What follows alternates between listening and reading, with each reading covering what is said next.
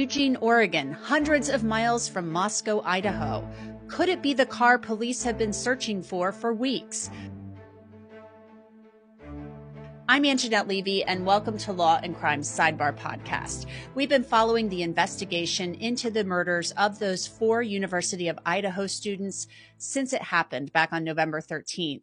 Kaylee Gonsalves, Maddie Mogan, Xana Kernodle, and Ethan Chapin all found stabbed to death in that home on King Road. Police have been asking for leads for weeks about a white Hyundai Elantra between the years of 2011 and 2013 that was in the immediate area of the crime scene that morning.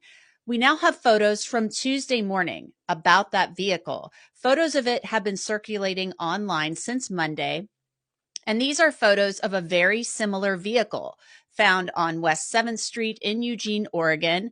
There is front end damage. The bumper is hanging off. It's dirty, and there are no license plates. So that is a similar vehicle to the one they're looking for that's been found. And I contacted Moscow police about it, and they told me that they are aware of the vehicle and they are working on it.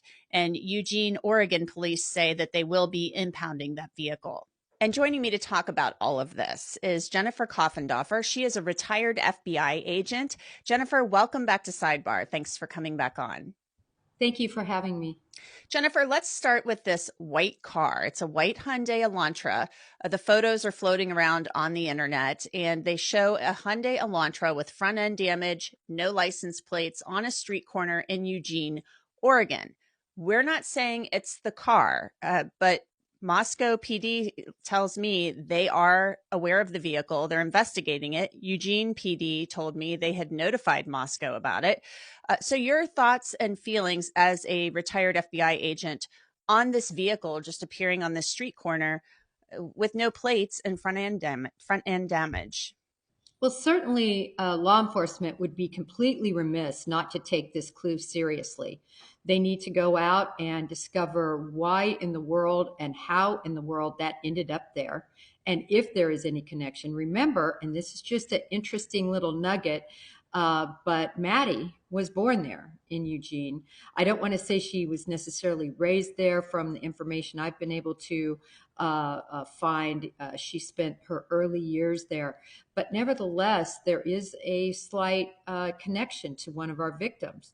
In addition, it's odd for a vehicle to sustain this sort of damage, not have a license plate, be abandoned. It is somewhat contemporaneous with these murders. Granted, it's going on 5 weeks out, so it's not as if the individual, fled to Eugene, abandoned the car, something like that. But there could be a nexus. This could be our car. It has to be investigated, and that's what the FBI needs to do. And they are doing that, according to Moscow PD. They are aware of the vehicle. That's what they told me on Monday evening, and they are investigating. We're hoping to get more information about it. And again, they've been going through 22,000 vehicles. This could be the vehicle. It could not be. We don't know, but we're going to stay on top of it for everyone and see if there is a connection here. Jennifer, I want to move on now to the video in this case, the digital evidence, and I'm talking photographs and video.